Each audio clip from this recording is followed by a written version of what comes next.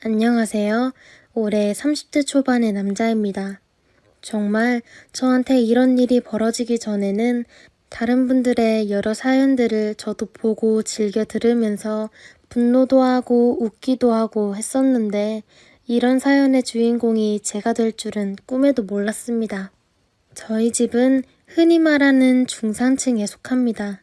아버지 명의의 고급 아파트 한 채와 상가 하나, 그리고 땅들이 좀 있으시고 저희 아버지 어머니는 딸 하나, 아들 하나를 낳아서 키우셨으며 저는 집안의 막내 아들로 어릴 때부터 이쁨을 많이 받고 자랐지만 아버지의 성향이 엄청난 자린고비이시라 집에서 뭘 바라고 기대지 않고 살아왔습니다.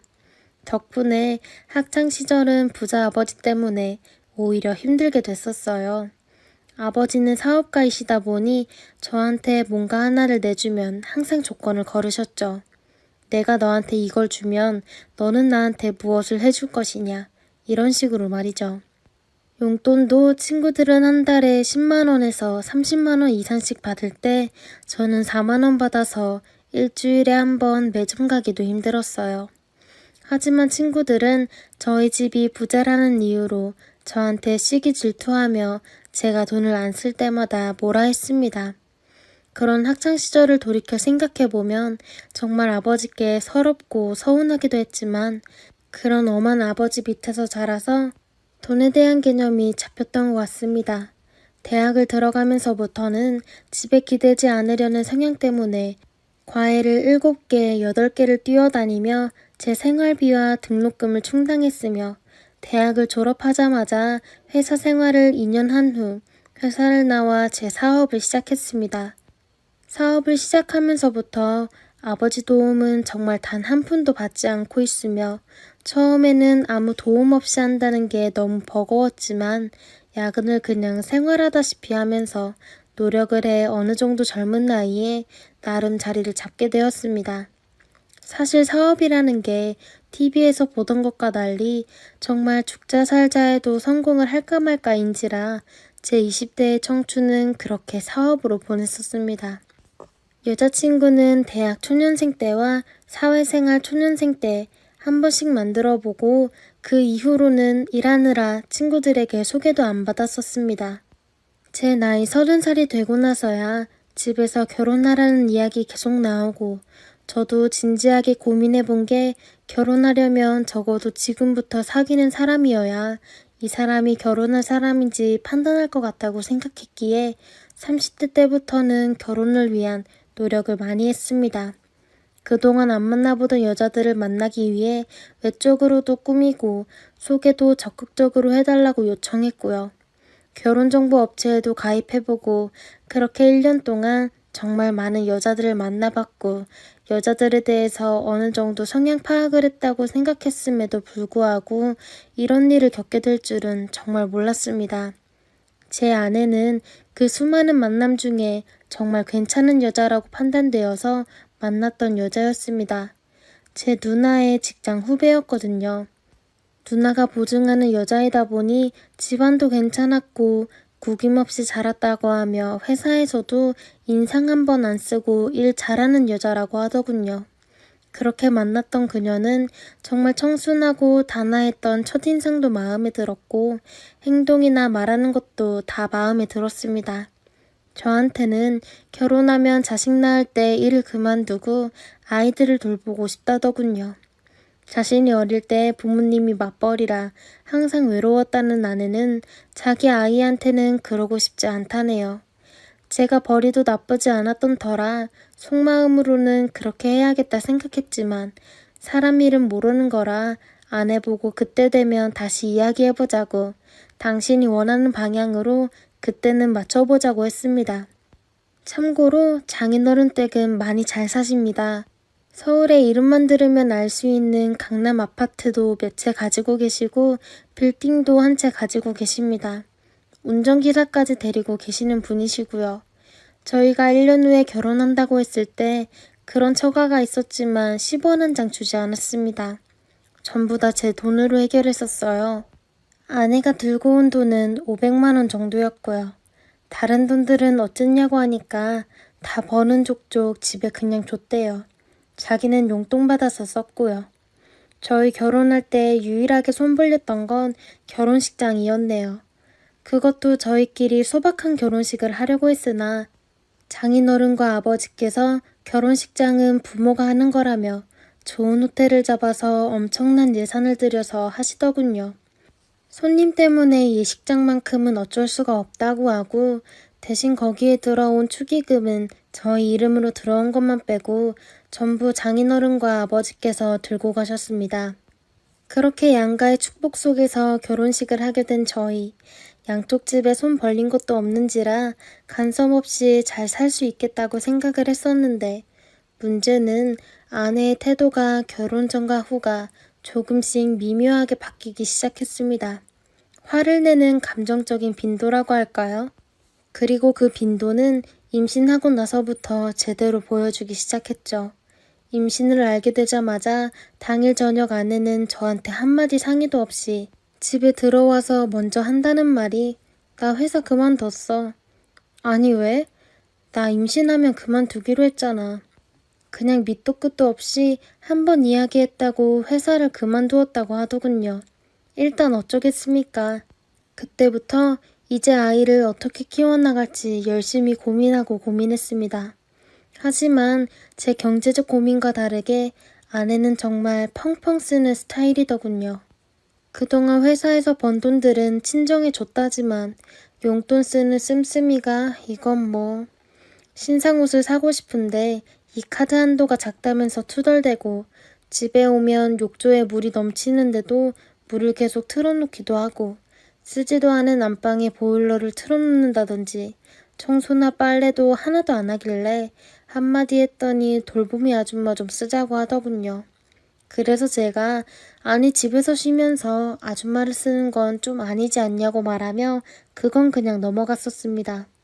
며칠 뒤 저는 중국 출장이 있어서 일주일 정도 집을 비우는 동안 저희 어머니가 임신한 며느리가 걱정된다며 집에 오셨었는데 집안 꼴을 보고 한마디 했더니 울면서 집을 나가버렸고 친정집으로 가서 제가 출장 간 일주일 동안 있으면서 저희 어머니가 무섭고 이게 바로 고부 갈등이라고 말하는데 제가 기가 막혀서 할 말이 없더라고요. 저희 어머니가 사진 찍어 보내줘서 봤지만 집안 꼴이 정말 얼마나 개판을 어질렀는지 청소도 빨래도 단 하나도 안 되어 있었습니다. 먹은 것도 쓰레기가 여기저기 널브러져 있고 그 꼴로 저희 엄마를 당당하게 안내해드린 것도 정말 기겁할 노릇이더라고요. 그리고 제가 출장을 마치고 집에 돌아와서 집구석을 혼자서 다 청소하고 나니 자기는 임신해서 힘들다며 친정에서 돌아오자마자 눕더니 뭐가 먹고 싶다고 징징대기만 하는 말에 좀 질리는 느낌이 들었습니다. 그 사건 이후로 저희 부모님 고부 갈등 말에 경기 일으키시고 저희 집에 오시지 않아요. 저한테 할 말이 있으면 직접 뭐라고 하는데 문제는 처가댁은 매주마다 옵니다. 제가 그만 오게 하면 안 되겠냐더니 아내는 울면서 아이 가져서 임신 우울증도 있는데 이럴 거냐고 하더군요. 결국 청소도 제가 하다가 열받아서 그냥 아주머니 쓰고 있고 아내는 그때부터 집안에 누워서 놀다가 밖에 나가서 쇼핑하고 다니더군요. 카드 한도를 줄였더니 자기 집에서 저한테는 말도 안 하고 카드를 받아서 돈을 흥청망청 쓰는데 제가 너무 화가 나서 그날도 대판 싸웠습니다. 네가 이렇게 돈을 받아서 쓰면 장인어른한테 내가 뭐가 되냐니까 생활비를 안 줘서 받아 쓰는 거랍니다. 그렇게 돈을 쓰고 필요도 없는 사치품들, 원목 가구나 신제품들을 사서 집안에 자꾸 들여다 놓는데 속이 정말 부글부글 끓더군요. 그렇게 돈을 쓰니 처가댁 어르신들이 와서 제 주말을 망쳐도 제가 말을 못하겠고요. 아니 그렇지 않습니까? 돈은 집에서 다 쓰면서 오지 말라는 것이요. 그렇게 그런 문제로 아내와 갈등이 커져만 갔었습니다. 제가 번 돈들은 돈처럼 느껴지지도 않는지 정말 큰맘 먹고 하와이든 몰디브든 아내 태교 여행으로 데려가도 1,000만 원 넘게 돈을 써도 항상 싸움만 했었습니다. 처음에는 임신 때문에 성격이 예민해져서 그런가 보다 했지만 갈수록 저를 종처럼 취급하고 제가 벌어온 돈은 하찮은 돈이라고 생각하더라고요. 물론 장인어른 댁이 워낙 부자라 돈 단위가 다르다는 건 알겠는데 자기는 사치하고 노는데 대부분을 쓰면서 정작 제가 피땀 흘려서 돈 벌어다 가족을 위해서 쓰는 돈은 하찮은 돈인 것처럼 말이죠. 아내는 저보고 말하기를 그까짓 돈 얼마나 든다고 그렇게 아끼냐고 말할 때면 진짜 아내의 얼굴도 보기 싫어지더군요. 이렇게 시간이 흘러서 아내가 아들을 출산했습니다. 그리고 산후조리원도 최고로 좋은 곳에 VIP로 들어가던 아내. 거기에 커뮤니티를 쌓아야 된다고 말하던데 저는 이해도 안 되지만 그 돈 결제 다 해줬습니다. 산후조리원에서 나와서는 아이돌봄이 아줌마가 필요하다고 하더군요. 자기 몸이 너무 힘들다고요.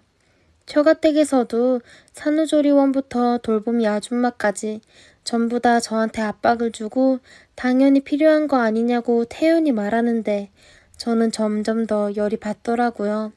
그래서 한 번은 너무 짜증이 나서 우리 부부 문제니까 이제 그만 좀 집에 오셨으면 좋겠다고.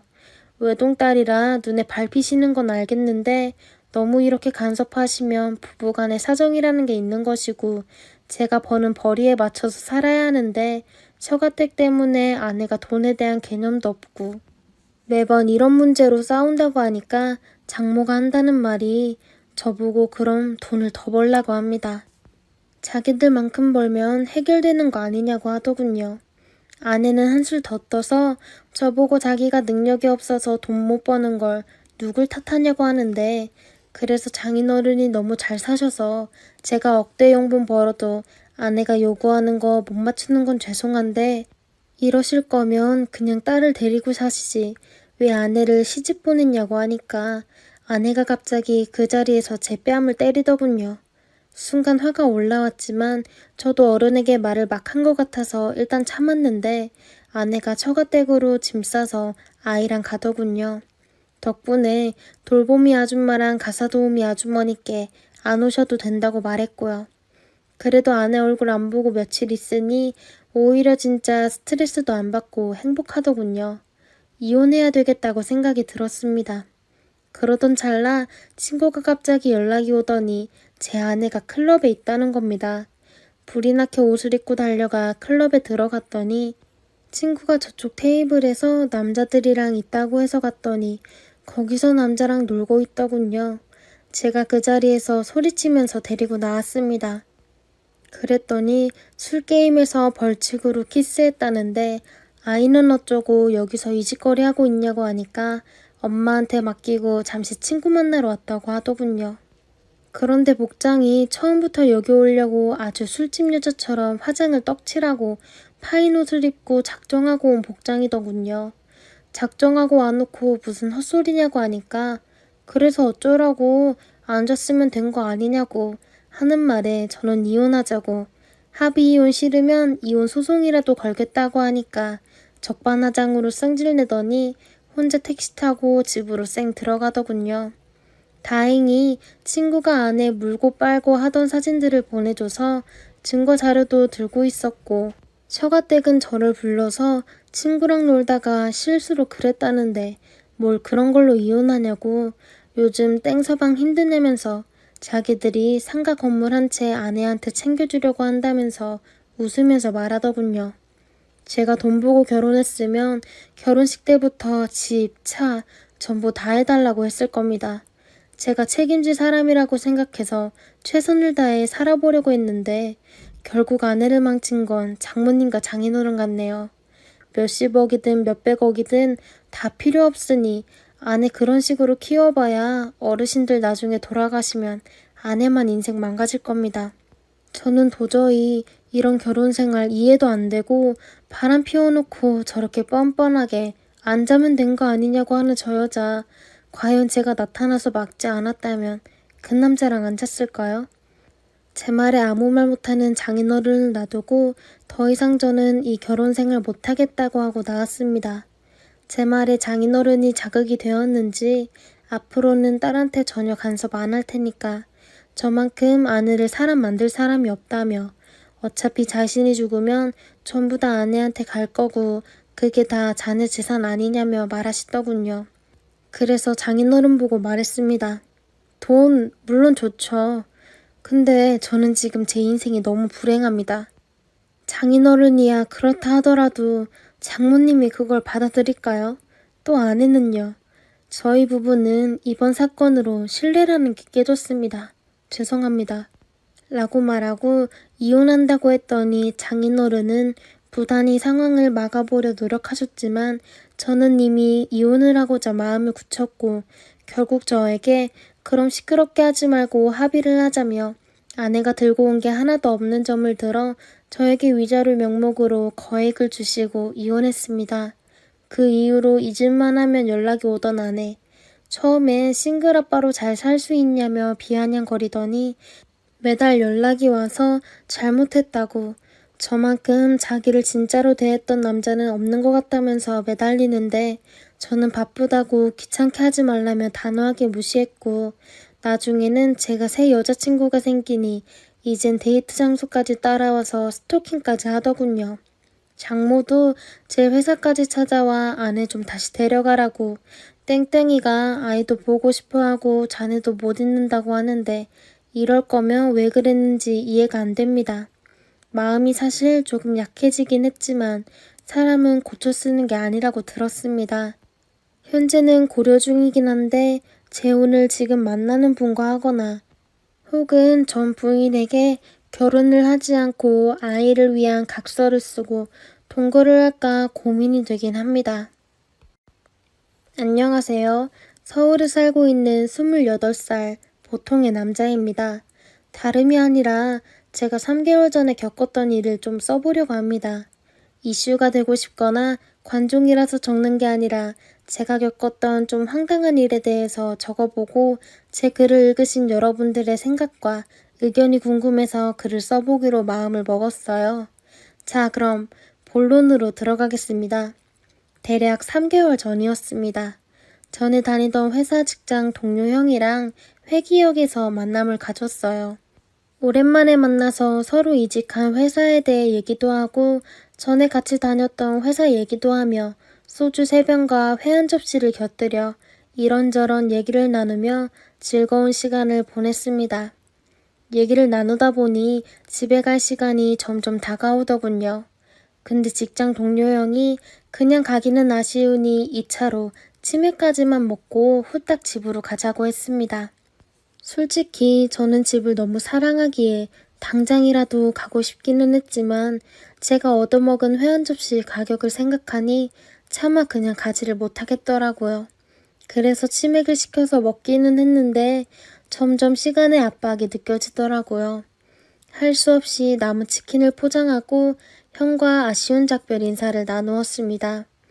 이제 이 얘기의 핵심이 시작됩니다. 회기역 안에서 차가 오기를 기다리며 술도 깰 겸 노래를 들으며 시간을 때우는 중이었습니다. 그 당시 제 주변에 사람도 별로 없었고 꽤 조용했었어요. 제 옆에는 여성 한 분과 그분을 케어해주는 친구 여성분, 이렇게 셋이 앉아 있었습니다. 편의상 여자분들을 A, B, C 이렇게 표현할게요. 저는 속으로 아유 몸도 못 가눌 정도로 많이 마셨네. 옆에 친구분 고생하시겠다.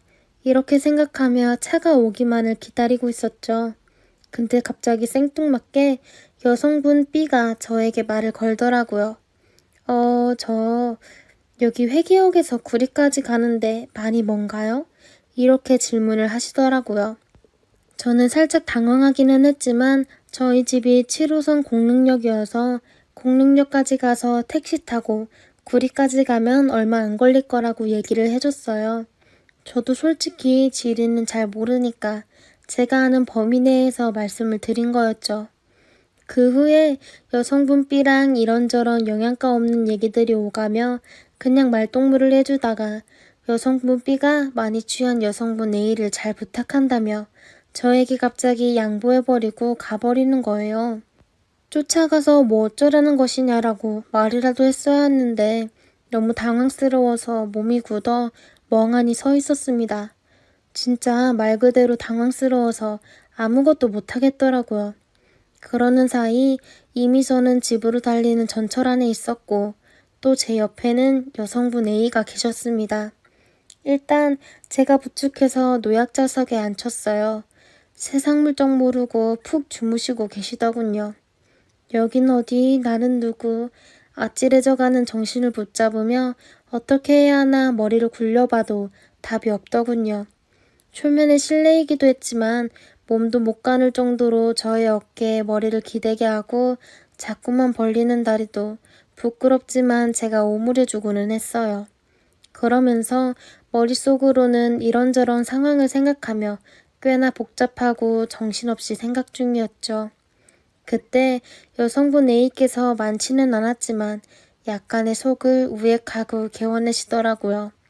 1차 멘붕 상태가 왔습니다. 주변의 시선들도 그리 곱지 않았고 심지어 혀를 끌끌 차시던 할아버지까지 계시더군요. 때마침 여성분 A씨의 핸드폰이 울리기 시작했습니다. 저는 당장 받았어요. 여성분 A의 또 다른 친구분이었습니다. 그분을 여성분 C라고 하겠습니다. 여성분 A가 걱정이 되는지 전화를 건 모양이었어요. 일단 저는 오해 사지 않게 있었던 상황을 조목조목 설명을 드렸습니다. 하도 세상이 흉하다 보니 이상한 놈으로 몰리지 않을까 싶어서 말이죠. 그랬더니 여성분 C께서 그러면 택시 태워 보내주고 택시 번호를 알려줄 수 있겠냐고 하시더라고요. 당연히 알겠다 말을 하고 보니 아무래도 이 상황이 조금 꺼림칙해서 부모님이나 지인들에게 알려야 되지 않겠냐고 말씀을 드렸더니 그러면 구리역 쪽 맥도날드에 내려주시면 여성분 A의 지인들이 있어서 잘 케어를 해주실 거라고 하셨습니다. 아마 여성분 A가 맥도날드에서 알바를 하셨나 싶더라고요. 뭐 일단 알겠다고 전화를 끊고 상봉역에서 그 여자분과 함께 내렸습니다. 걷지도 못하실 정도로 드셔서 여성분 A를 데리고 가는데 엄청 힘들었습니다. 경춘성 상봉역에서 7호선 상봉역으로 이동하는 시간이 죽을 만큼 힘들더군요. 이렇게 길고 긴 줄 그날 처음 알았습니다.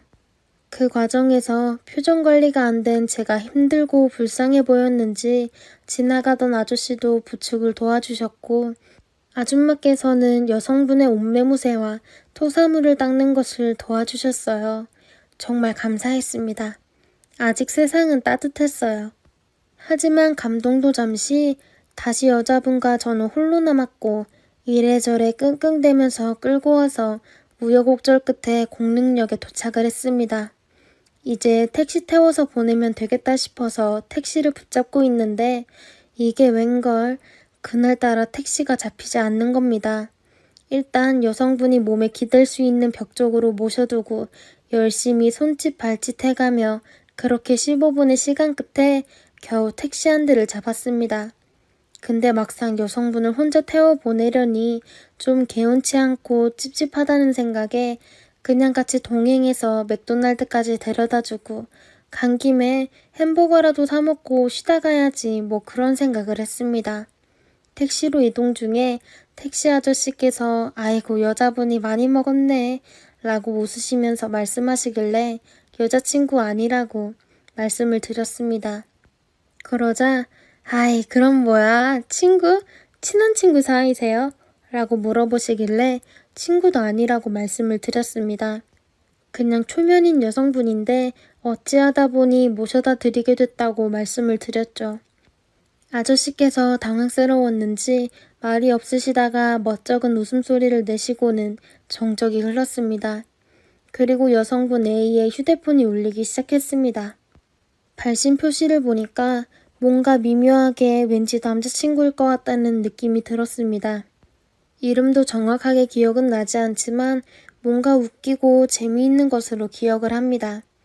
그래서 일단 최대한 오해 사지 않게 마음의 준비를 하고 전화를 받았습니다. 여보세요? 중후한 남성의 목소리. 설마 그렇습니다. 그 설마가 맞았어요.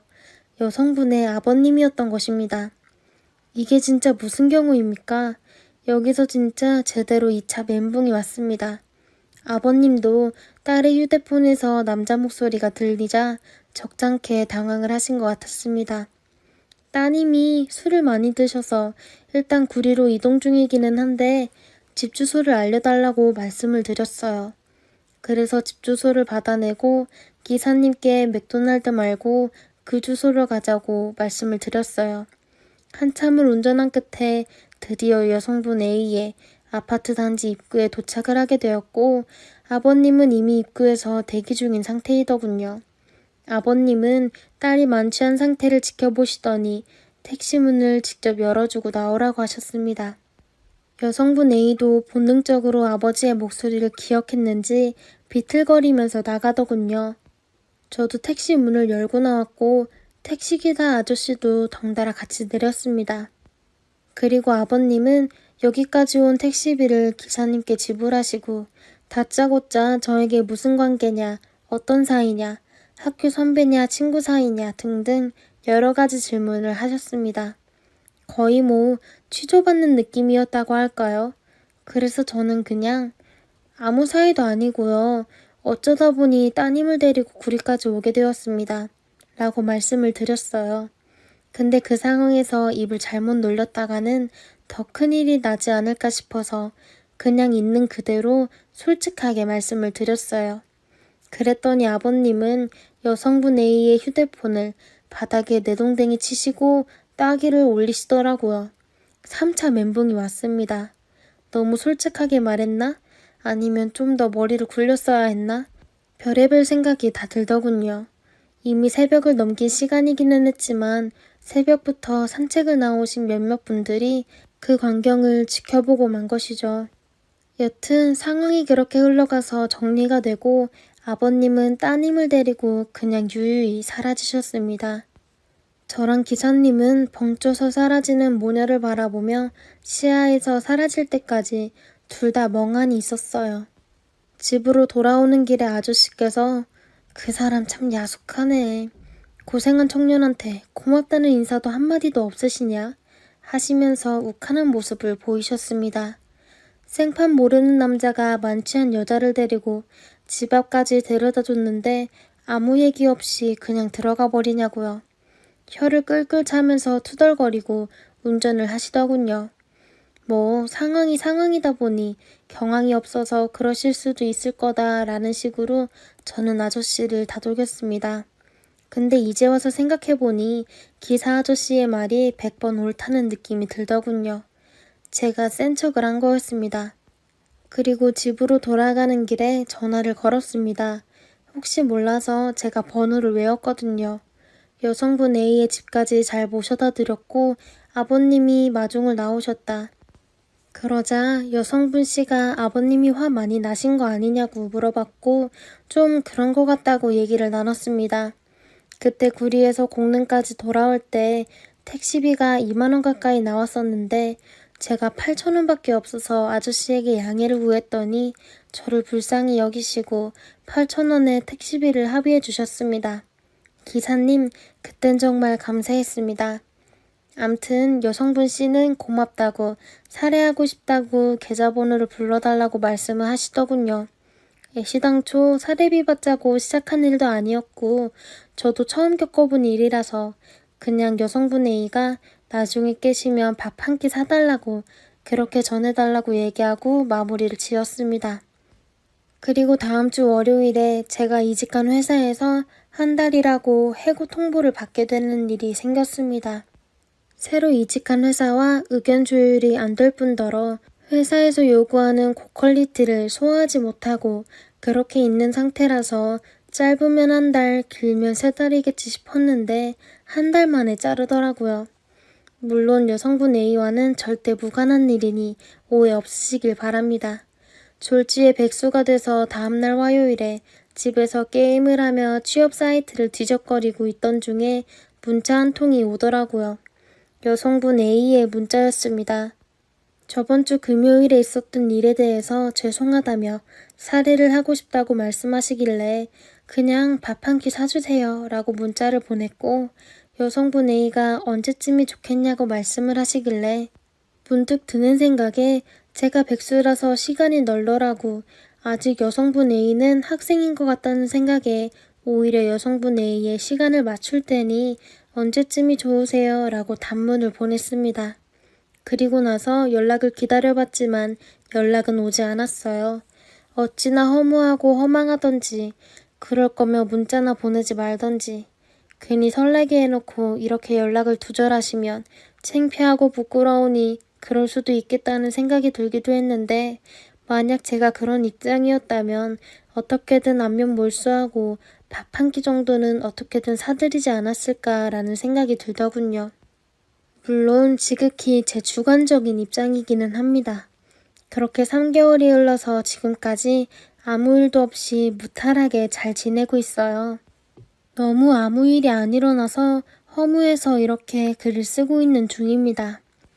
이 글을 읽고 계신 여러분들은 이런 상황이 닥쳤을 때 어떻게 하셨을지 궁금하기도 하네요.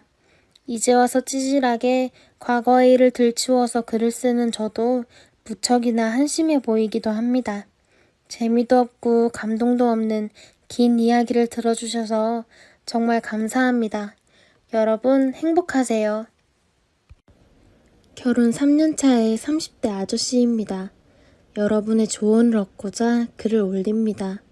저희는 결혼 3년 차에 아이는 아직 없고 제게는 2살 터울 여동생 하나가 있는데 여동생이 저보다 결혼도 빨리 했고 아이도 빨리 생겨서 조카놈이 벌써 6살입니다. 조카는 모든 식구의 사랑을 독차지했습니다. 아무래도 저희 집안에 이런 어린아이가 한 명이다 보니 저희 부모님도 그렇고 저도 그렇고 이뻐하기도 했고 밥도 아직 떠먹여줘야 밥을 먹다 보니 이 녀석이 버르장머리가 없기도 하고 어리광이 심하기도 합니다. 어릴 때는 정말 귀여웠는데 점점 컨트롤하기가 힘들더라고요. 낮에 동생이 혼내기도 하는데 저희 부모님만 보면 풀어주더라고요. 근데 예의라는 게 그렇지 않습니까? 집에서 버릇없다고 해도 할머니 할아버지를 보면 더 어린애같이 되고 아직 애기인데 이 녀석 어리광 부리고 싶을 때는 그래라 좀 더 크면 이러지도 못한다 하고 저희 부모님도 그냥 내버려 두시는 타입입니다.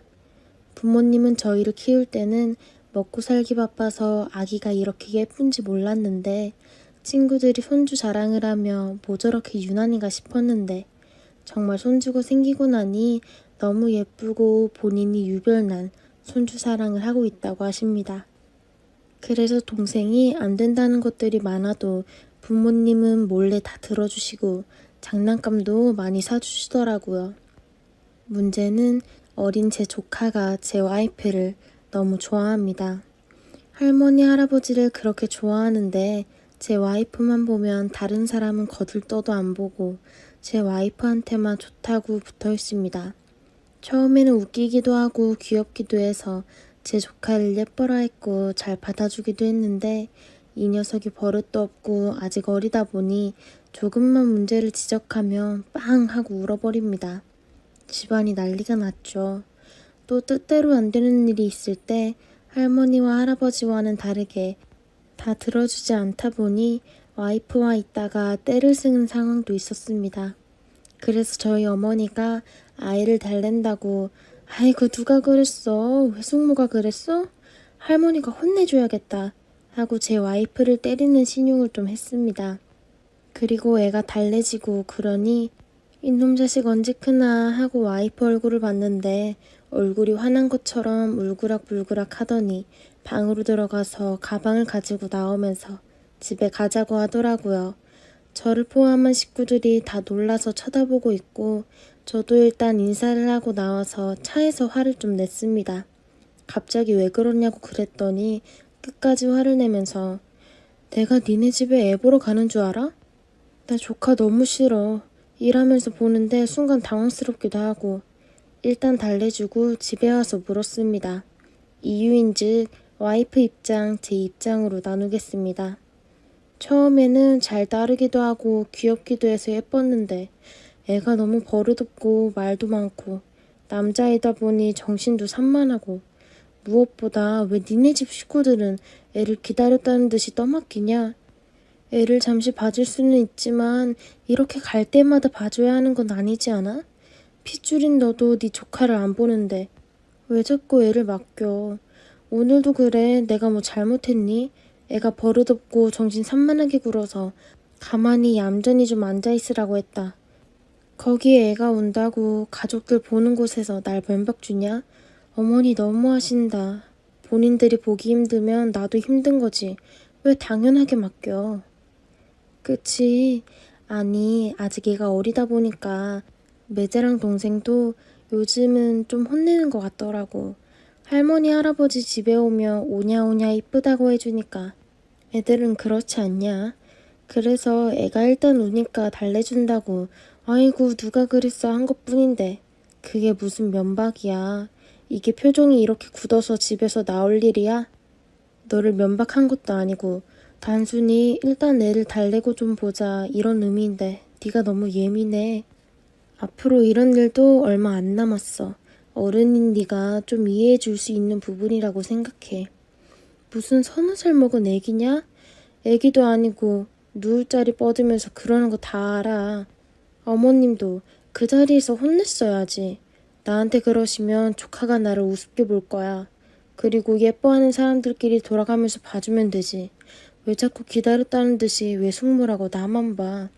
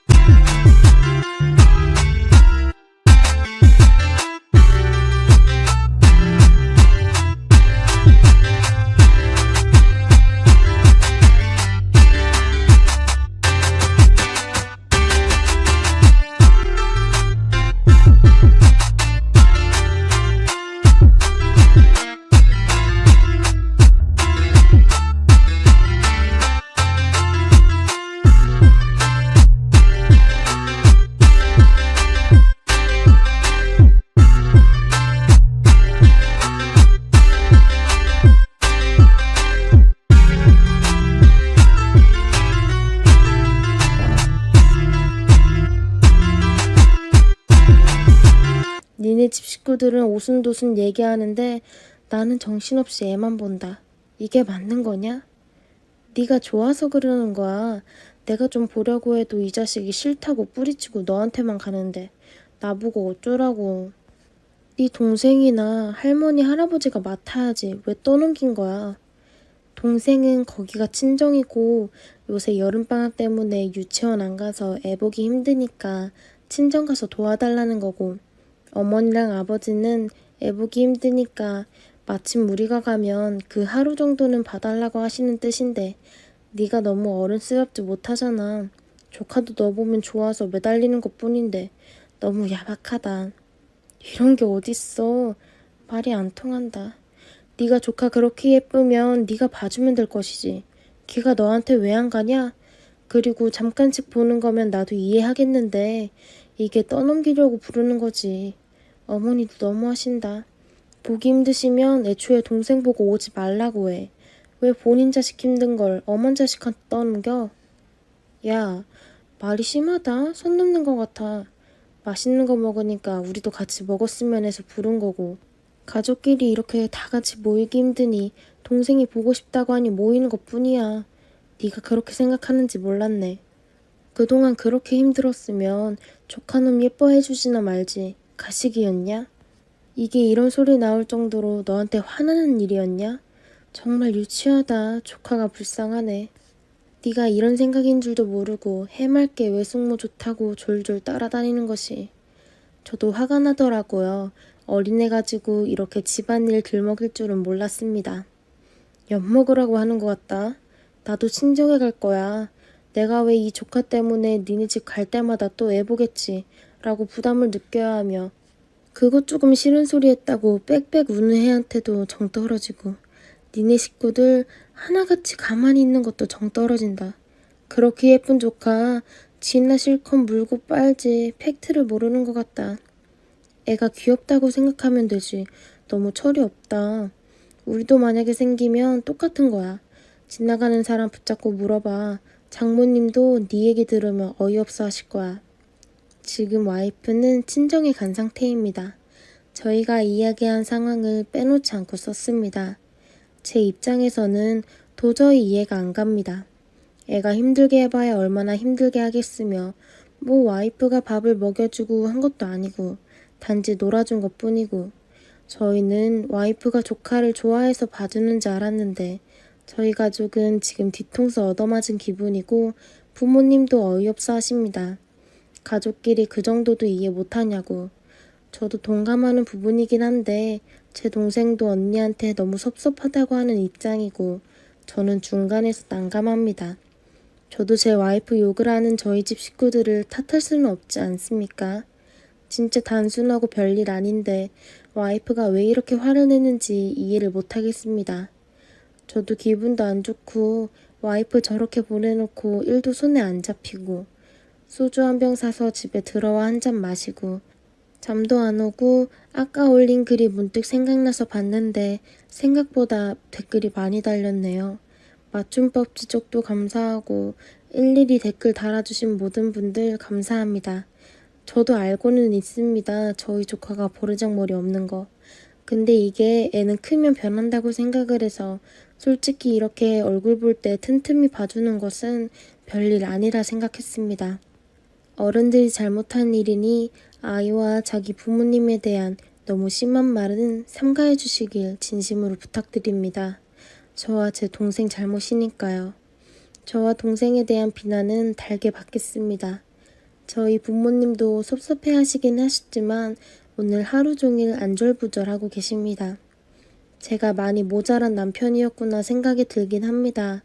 댓글들이 하나같이 제 편은 없네요. 생각이 더 많아집니다. 우선은 제 와이프는 지금 전화도 받지 않고 카톡도 아예 읽지 않고 있습니다. 사실 저도 댓글이 전부 좋은 댓글들만 있지 않을 거라고 생각은 했지만 지금 집에 왔는데 머릿속이 하얗습니다. 상처도 좀 받았고요. 퇴근하고 처갓집에 가봐야겠습니다. 댓글들 진심으로 감사드리고 와이프와 차분하게 대화를 나눈 후에 또 글을 올리겠습니다. 감사합니다. 솔직히 처음에는 저는 잘못이 전혀 없다고 생각을 했습니다. 댓글을 보고 다시 생각해보는 시간을 가졌고 친정에 있는 와이프에게 가서 미안하다고 사과를 했습니다.